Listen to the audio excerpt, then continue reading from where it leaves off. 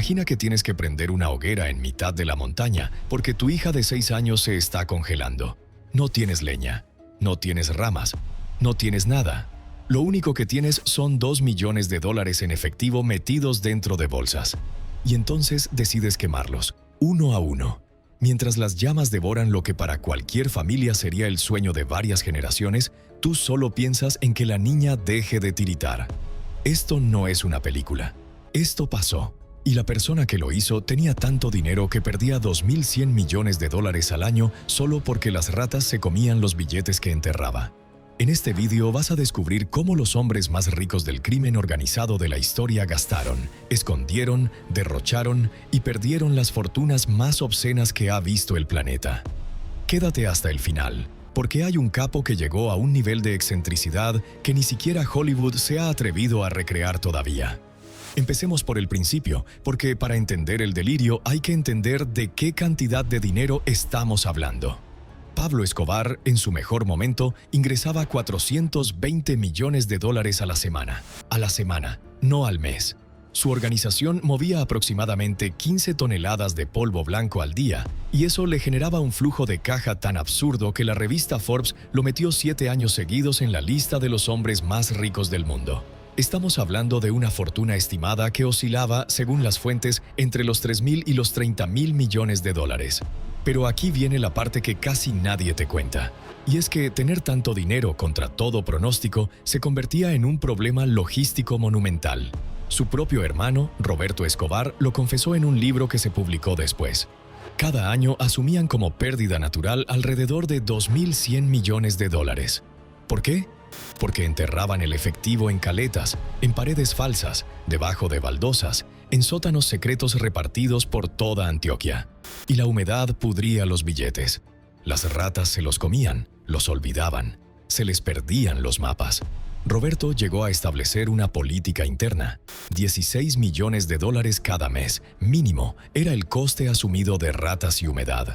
Algunos cálculos lo elevan a 42 millones mensuales solo por roedores. Para mantener la operación gastaban más de $2.500 al mes únicamente en gomas elásticas, solo para sujetar los fajos. Pero quédate, porque lo que hacía con ese dinero cuando sí podía gastarlo es donde la historia se vuelve verdaderamente irreal. La Hacienda Nápoles fue su obra maestra del derroche, 3.000 hectáreas en pleno Magdalena medio colombiano. Y dentro había cosas que ni un jeque del petróleo se atrevería a poner en su finca. Su propio hijo, Juan Pablo Escobar, lo describió con detalle quirúrgico años después. 27 lagos artificiales, 100.000 árboles frutales, la pista de motocross más grande de toda América Latina, un parque jurásico con réplicas de dinosaurios a escala real, hechas algunas con huesos auténticos para que los niños pudieran trepar por ellas, 2 helipuertos, una pista de aterrizaje de 1.000 metros con su propia gasolinera y un taller mecánico para reparar la flota de aviones y motos, 10 casas distribuidas por el terreno, 3 zoológicos diferentes. Y dentro de esos zoológicos, atención al dato, llegó a tener 1.200 especies exóticas. Jirafas, elefantes, cebras, dromedarios, avestruces, hipopótamos, canguros, loros amazónicos. 1.700 empleados trabajaban para mantener todo aquello en marcha. Había un Chevrolet del año 1934, agujereado a balazos a propósito, para que pareciera el coche en el que ejecutaron a Bonnie y Clyde. Escobar admiraba a Al Capone hasta la obsesión. De hecho, bautizó la finca como Nápoles en homenaje al gángster italoamericano. Y en la entrada del rancho mandó instalar como monumento la avioneta con la que envió, supuestamente, su primer cargamento de polvo blanco a Estados Unidos. Esa avioneta sigue ahí hoy. Ahora bien, hay algo que necesitas entender. Todo ese dispendio era apenas la punta del iceberg, porque dentro de casa el delirio no paraba. Su esposa, Victoria Eugenia Henao, conocida como La Tata, recibía servicios de peluquería, manicura y maquillaje todos los días en su propia residencia. Pero no solo ella, el servicio doméstico también. Las empleadas de limpieza tenían uniformes diseñados a medida por modistas profesionales y recibían cursos de automaquillaje. Cuando la familia se mudó al edificio Mónaco en el barrio El Poblado de Medellín, un edificio de 8 pisos comprado entero solo para ellos, Escobar mandaba traer flores frescas en su jet privado, desde Bogotá, cada mañana, solo para decorar la entrada, Y aquí viene el detalle que más impacta a quien lo escucha por primera vez: las fiestas. Para fin de año, Escobar importaba contenedores enteros de fuegos artificiales desde China. Cada contenedor costaba $50,000 de la época, y compraba dos. Una mitad la quemaba con su familia y amigos, la otra mitad la repartía entre sus hombres. Su hijo cuenta que muchos años sobraban tantos que ni siquiera llegaban a abrirlos. Las fiestas temáticas eran las preferidas de la Tata. ¿Cómo organizaba los disfraces? Sencillo. Mandaba a la casa de cada invitado un sastre o una modista personal con la orden de fabricar a medida el traje correspondiente. A los invitados solo les tocaba dejarse medir. En sus cumpleaños, en lugar de recibir regalos, los rifaba. Pero no rifaba cualquier cosa. Rifaba óleos originales de Botero, de Dalí, de Picasso, de Velázquez. Un solo cuadro de aquellos podía costar varios millones. Y a su hijo le regaló cosas que rozan lo insultante. Cuando el chaval cumplió 9 años, Escobar le entregó un cofre con las cartas de amor originales que Manuelita Sáenz le había escrito a Simón Bolívar. Cartas reales, de museo. Con 11 años, Juan Pablo ya tenía 30 motos de alta velocidad, 30 motos de agua, triciclos, cuatrimotos, karts y buggies de las mejores marcas. Con 13 años recibió un apartamento de soltero, con espejos en el techo, bar futurista, suelo de piel de cebra y una silla de Venus. La primera comunión del niño se celebró con chocolates traídos en jet privado desde Suiza. Y de regreso, el avión hizo escala en París para recoger 20 botellas de Petrus, uno de los vinos más caros del planeta. Tenía 9 años. Pero espera, porque lo del dinero quemado en la montaña tienes que escucharlo entero. Cuando los Pepes y la policía estaban a punto de cazarlo, Escobar huyó con su familia a un escondite en plena sierra. Hacía un frío que cortaba. Su hija Manuela, pequeña, empezó a hipotermizarse. No había leña seca, no había mantas. Y entonces el hombre más rico de Colombia hizo lo único que tenía a mano. Prendió fuego a $2 millones en efectivo. Cuentan los testigos que la pequeña se durmió calentada por aquellas llamas verdes. Esa imagen, ese padre quemando billetes para salvar a su hija, lo resume todo. Para él, el dinero literalmente no significaba nada. Era papel. Tenía tanto que no le cabía en las propiedades. Y a propósito de propiedades, ¿sabes cuánto pretendía pagar Escobar para que el gobierno colombiano le perdonara la extradición? La deuda externa entera del país. $13,000 millones en 1984. Lo ofreció en serio, por escrito. La otra opción que se planteaba era simplemente quedarse y, citando sus palabras, eliminar a todos los que lo persiguieran. Pero ya hablaremos de eso. Ahora pasemos al socio que también soñaba a lo grande, pero a quien casi siempre ponen en segundo plano. Carlos Leder Rivas, el loco, el alemán colombiano que cofundó el cartel de Medellín junto a Escobar y los hermanos Ochoa. Leder hizo algo que ni siquiera Escobar se atrevió a hacer. Compró una isla, pero no cualquier isla. Cayo Norman, en las Bahamas, a 112 kilómetros de la costa de Florida. 3 kilómetros cuadrados de paraíso caribeño que adquirió en 1978 por algo más de $3 millones en varias compras escalonadas. La convirtió en un centro logístico privado del cartel. Pista de aterrizaje de 1 kilómetro y 100 metros, radares antidetección, Doberman entrenados, guardaespaldas armados las 24 horas. En sus días de máxima operación, por aquella pista entraban hasta 3,000 kilos de polvo blanco por hora. Por hora. Se estima que el 80% del polvo blanco que inundaba Estados Unidos en los primeros años 80 pasaba por aquel islote. Pero Leder no usaba la isla solo para trabajar. Era su parque de atracciones personal. Construyó allí un estudio de música profesional porque era fanático absoluto de John Lennon y Ronnie Wood, el guitarrista de los Rolling Stones. Lo instalaba todo para recibir a estrellas del rock en fiestas privadas. Tenía hasta una bandera colombiana izada permanentemente y obligaba a cantar el himno. La isla, cuando finalmente Bahamas la confiscó tras su captura, fue revendida por $41 millones. Leder, igual que Escobar, llegó a ofrecer en 2 ocasiones pagar la deuda externa de Colombia entera a cambio de que no lo extraditaran. Hoy el avión que se estrelló intentando aterrizar en Cayo Norman sigue hundido en el fondo del Caribe y se ha convertido en atracción turística para buceadores. Cuando Leder fue extraditado en 1987, su fortuna se calculaba entre 8 y 9 mil millones de dólares. Pero aquí viene lo que no te cuentan habitualmente, y es que el patrón colombiano de derroche fue copiado al milímetro por los capos mexicanos cuando heredaron el negocio. Ahora bien, ellos le añadieron sus propias capas de delirio. Y la primera estrella de ese capítulo es un hombre que jamás se dejaba fotografiar y que voló más polvo blanco que cualquier ser humano en la historia. Amado Carrillo Fuentes, el Señor de los Cielos. Un nombre que se ganó porque, mientras todos los demás traficaban en lanchas y avionetas pequeñas, él se compró una flota de Boeing 727, aviones comerciales completos, como los que mueven pasajeros en cualquier aeropuerto. Carrillo modificaba los Boeing para meter toneladas de mercancía ilegal en la bodega y los volaba directamente desde Colombia a México y luego al sur de Estados Unidos. Solo en 1995, fuentes policiales calculaban que sus operaciones le generaban 200 millones de dólares semanales. Su fortuna acumulada se estima en 25 mil millones de dólares al momento de su muerte, en 1997. Una cifra que rivaliza con la de Escobar. Y aquí está el detalle más loco de Amado Carrillo. En sus últimos años, ya cansado de huir, mandó construir en Hermosillo, Sonora, un palacio. Pero no una mansión, un palacio árabe, diseñado al estilo de Las Mil y Una Noches, con cúpulas, mosaicos importados y materiales que solo podían encontrarse en Marruecos y los Emiratos. Los vecinos la apodaron la Casa de los Kisses, porque las cúpulas se parecían tanto a los chocolates Hershey's Kisses que era imposible no reírse al verla.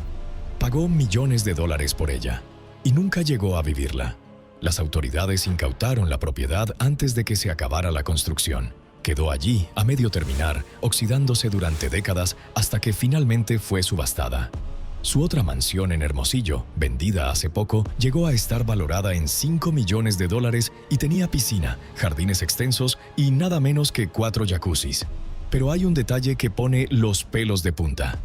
¿Qué hizo Amado Carrillo con tanto dinero al final? Se lo gastó todo en lo único que el dinero realmente no compra. Intentó comprarse una cara nueva.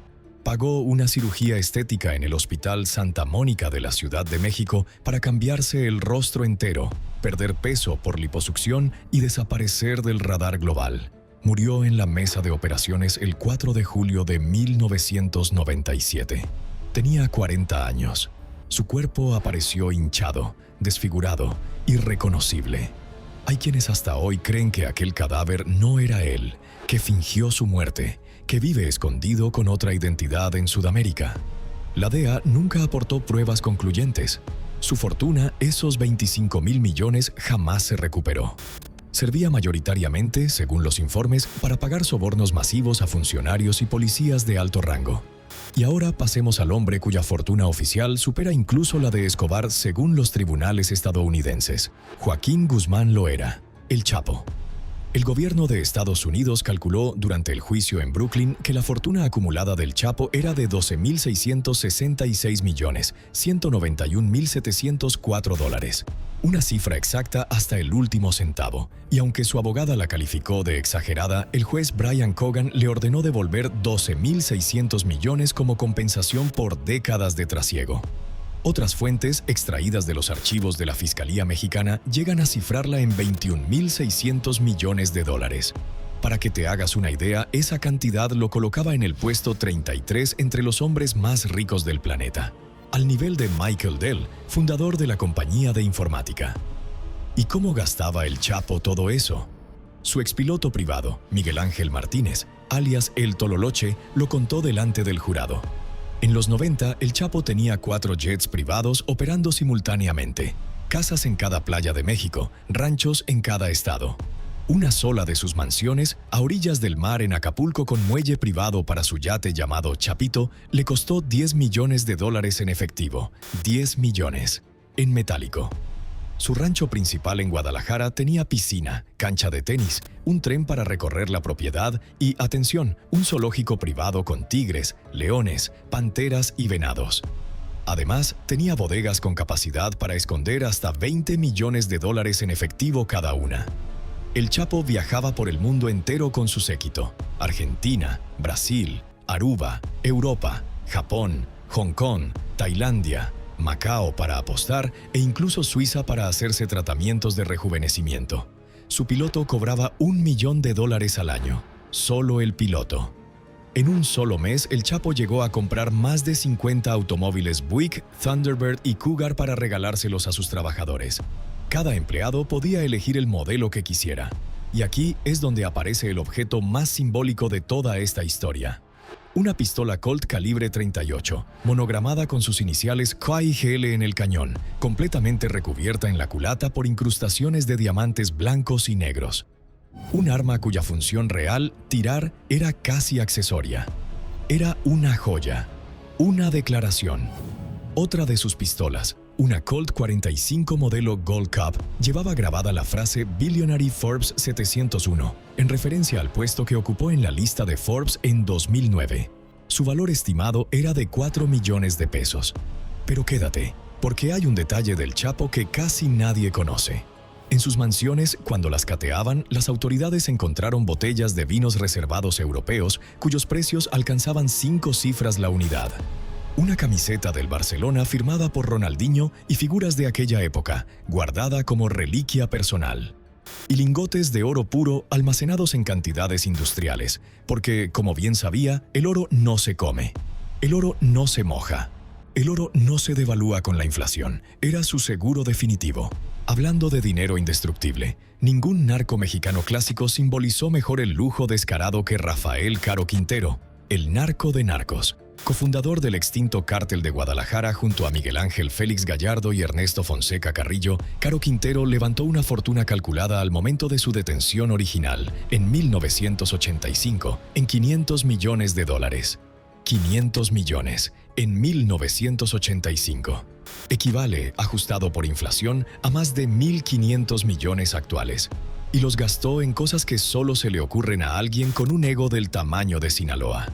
En las 3 semanas que estuvo huyendo en Costa Rica antes de ser capturado, alquiló las discotecas más exclusivas de San José para fiestas privadas con sus secuaces.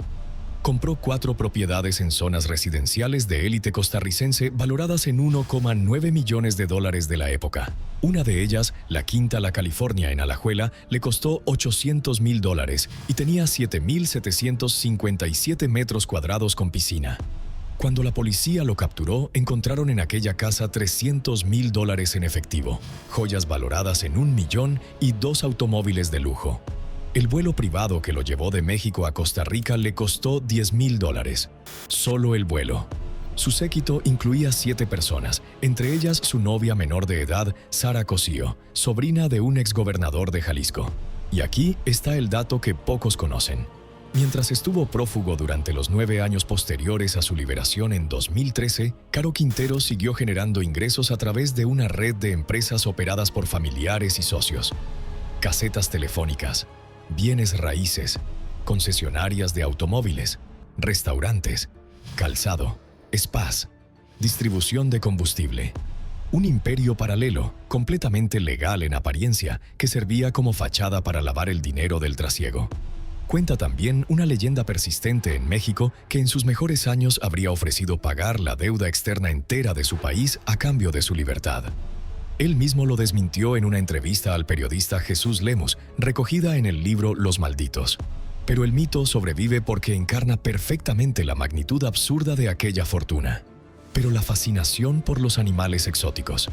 Esa fue la marca registrada que los narcos mexicanos copiaron directamente del cartel de Medellín.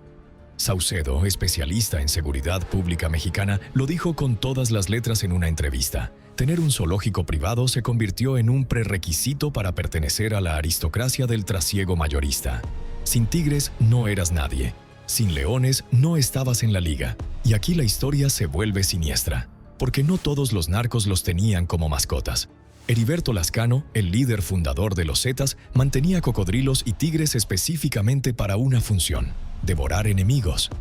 Varios rivales del cartel terminaron, según informes de inteligencia, dentro del estómago de aquellos animales. Y eso me lleva a otro nivel de excentricidad: las armas. En el Museo del Enervante de la Secretaría de la Defensa Nacional Mexicana en Ciudad de México se exhiben casi 2 decenas de armas de fuego incautadas a capos. Pistolas con más de 100 diamantes incrustados en la culata. Armas chapadas en oro de 24 quilates. Algunas llevan el alias del sicario grabado a buril en el cañón, el matadore, el embajador. Otras tienen logotipos de Versace fundidos en oro blanco. El precio aproximado de una de estas piezas oscila entre los $20,000 y los $30,000, el equivalente, dato curioso, a 2 kilos de polvo blanco en la calle. A esto súmale los relojes. Los Rolex con incrustaciones de oro y brillantes son moneda corriente. Cuando catearon a varios miembros del cartel de Sinaloa en España hace pocos años, la Guardia Civil incautó cerca de 30 relojes de alta gama, más de 50 cadenas de oro macizo, monedas de inversión, oro físico y vehículos deportivos cuyo precio individual superaba los 500,000 euros por transacción. Lamborghinis Urus, Rolls-Royce Phantom, Cadillac Escalade, Ferrari, Porsche, Audi RS, Bentley convertibles, todos blindados. Pero no podíamos terminar este recorrido sin hablar de los hermanos Beltrán Leiva, una familia de 5 hermanos sinaloenses que durante 20 años gobernaron desde el Pacífico hasta la frontera norte. Arturo, el Barbas, autoproclamado jefe de jefes, vivió rodeado de un nivel de exhibicionismo que se convirtió en su sentencia. Mansiones por todo México, Estado de México, Morelos, Ciudad de México y Estados Unidos. Pistas clandestinas privadas escondidas entre la sierra. Y según los archivos de la DEA, una nómina mensual de sobornos que incluía $450,000 al mes solo para el ex zar federal mexicano Noé Ramírez Mandujano, según el caso documentado en 2005. Uno de sus hombres clave en el aparato de seguridad recibía sumas similares. La organización pagaba más sobornos al mes que el presupuesto anual de algunas alcaldías mexicanas. Pero lo que verdaderamente caracterizó a los Beltrán Leiva fue la ostentación social. Sus narcofiestas en Cuernavaca eran legendarias. Contrataban directamente a Ramón Ayala y sus Bravos del Norte, a los Cadetes de Linares, a grupos de Torrente, a artistas de regional mexicano de máximo nivel. Algunos de estos músicos fueron detenidos en diciembre de 2009 durante una narcoposada cuando la Marina cateó la propiedad. Y en las investigaciones posteriores de la periodista Anabel Hernández salió a la luz un dato que sacudió a México entero. Arturo Beltrán Leiva habría mantenido relaciones con figuras del mundo del espectáculo a las que entregaba sumas absurdas. $200,000 mensuales como nómina personal a una sola conductora de televisión, según el testimonio de una expareja del capo recogido en el libro Emma y las otras señoras del narco.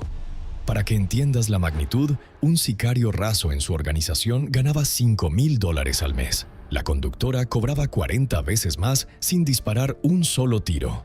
Y en la categoría de derroche puro, ninguno como Edgar Valdés Villarreal, alias La Barbie. Estadounidense de origen, de ojos claros, este capo del brazo armado de los Beltrán Leiva tenía un protocolo fijo. Cerraba locales completos en la zona diamante de Acapulco, en antros como el Palladium o el Clásico del Mar, solo para él, sus socios y sus pistoleros. Pedía cortes de carne argentinos, champán francés, Moet et Chandon por cajas y obligaba a las orquestas a tocar su corrido propio, ese que él mismo había encargado componer. Pagaba en metálico, salía sin pestañear y al día siguiente se iba a otra ciudad a repetir la operación. Sus mascarillas faciales contenían placenta de oveja importada. Su vestuario era de marcas que solo se venden en Milán y París. Cuando lo capturaron en agosto de 2010, llevaba en su muñeca un Rolex valorado en cerca de $100,000. Ahora bien, hay un patrón que se repite en absolutamente todos estos casos y que conviene subrayar. Y es que el dinero del trasiego es un dinero que no se puede gastar legalmente. No puedes ir a Apple Store y pagar un Vision Pro con un fajo de dólares sin que salten todas las alarmas. No puedes comprarte un Bugatti registrado a tu nombre. No puedes meter tu fortuna en un banco. Por eso, irónicamente, el dinero del crimen organizado se convierte en una bestia incontrolable. Crece más rápido de lo que sus dueños pueden gastarlo. Y cuando llegan a un punto crítico, el capo se ve obligado a inventar formas cada vez más excéntricas de quemar capital. Comprar islas, construir palacios árabes en mitad del desierto, pagar a futbolistas por jugar partidos amistosos privados, importar tigres siberianos, levantar narcorranchos con campos de golf privados, colocar baños chapados en oro como los que se incautaron al cártel de Caborca, pintar las paredes de las casas con fajos de billetes detrás, llenar las paredes literalmente, y eso no es metáfora. En una casa del cártel de Sinaloa cateada en Ciudad de México en 2018, las autoridades descubrieron un sistema oculto en el que $1 millón en efectivo estaba metido en un compartimento secreto entre 2 paredes.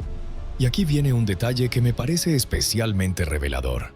Mike Vigil, exdirector de Operaciones Internacionales de la DEA, lo explicó hace años en una entrevista con Infobae. Los criminales de mayor nivel suelen comprar inmuebles a familias normales y dejar que esas familias vivan allí gratis. ¿A cambio de qué? De que cuiden el dinero que está enterrado en el jardín, escondido en las paredes o metido en el sótano. Esas familias no son cómplices directos del trasiego. Son depositarios involuntarios y muchas veces ni siquiera saben con exactitud cuánto efectivo están custodiando. Algunos cálculos estiman que el 10% de toda la fortuna en metálico de organizaciones criminales latinoamericanas está ahora mismo sentado en sótanos olvidados, paredes selladas o jardines a punto de ser excavados por nuevos propietarios sin idea de lo que tienen debajo de los pies. Y ahora el detalle final, el más absurdo de todos, el que prometí al principio. Resulta que en los cumpleaños infantiles de los hijos del patrón colombiano, las piñatas no se rellenaban con caramelos. Se rellenaban con fajos de billetes de $100. Los niños las rompían y caían cataratas de efectivo encima de los invitados pequeños. Esto lo confirma el propio Juan Pablo en sus libros. Y por si eso no fuera suficiente, hay versiones no del todo confirmadas, pero sí ampliamente difundidas, de que algunos artistas internacionales como Chespirito y compañía cobraron sumas de hasta $1 millón por presentarse en aquellas fiestas privadas. Carlos Villagrán, Kiko, lo contó él mismo en entrevista. Le ofrecieron la cifra, la rechazó por miedo, pero otros la aceptaron. Y por si todo lo anterior no fuera suficiente, había una pequeña excentricidad navideña que define a Escobar mejor que ninguna otra. En la hacienda Nápoles, en pleno trópico colombiano donde nunca ha caído un copo de nieve, mandó instalar una máquina industrial fabricante de hielo, de las que se usan en pistas de patinaje profesional, solo para tener una blanca Navidad para sus hijos. La cargó desde Medellín hasta el corazón de Antioquia en convoy. Y un 24 de diciembre cualquiera, los niños jugaban con nieve artificial en el césped a 35 grados centígrados de temperatura ambiente. Si su hija pequeña pedía un animal nuevo para el zoológico de la finca, daba igual que estuviera en África. Mandaba un avión privado a buscarlo. Y si lo que pedía era imposible, su padre se inventaba historias, como aquella del unicornio. Una leyenda dice que para uno de los cumpleaños de la niña, Escobar habría mandado clavar a un caballo blanco un cuerno postizo y pegarle alas con grapas para que pareciera un unicornio mitológico. La esposa del capo, Victoria Henao, lo desmintió categóricamente en su libro y publicó incluso la foto del cumpleaños real. Pero el mito persiste porque encaja con todo lo demás. Pero aquí está la ironía final. Toda esa fortuna obscena, todo ese derroche cinematográfico, todos esos zoológicos privados, palacios árabes, islas privadas, jets, diamantes, lingotes, esposas con servicio diario de manicura, hijos con apartamentos de soltero a los 13 años, fuegos artificiales por valor de cientos de miles de dólares, vinos franceses traídos en jet, dinero ardiendo en hogueras, todo eso, al final, acabó en lo mismo. La cárcel, una bala, la mesa de operaciones, el desierto, una fosa común. Una mansión incautada y subastada por el Estado. Leder vive hoy en Alemania con 1.000 euros en el bolsillo, según él mismo declaró a Semana. Pobre, pero libre. Escobar enterrado en Medellín. El Chapo cumpliendo cadena perpetua en una prisión federal de Colorado bajo régimen de máxima seguridad. Caro Quintero extraditado a Estados Unidos. Amado Carrillo, oficialmente muerto bajo el bisturí. Los hipopótamos siguen reproduciéndose sin control en el río Magdalena. Cada vez que veas a alguien presumir de ostentar una pistola de oro, un tigre amarrado en un patio o una flota de aviones privados, recuerda esto. El dinero del crimen no se gasta. Se evapora, se pudre, se lo comen las ratas, literalmente. Se quema una noche fría en una hoguera improvisada. O se entierra en una caleta cuyo mapa muere con su dueño. Cuéntame en los comentarios cuál de todos estos derroches te parece el más absurdo. Si crees que aún existe dinero enterrado de Pablo Escobar esperando que alguien lo encuentre. Y suscríbete al canal porque en los próximos videos vamos a entrar en territorios todavía más oscuros del crimen organizado latinoamericano.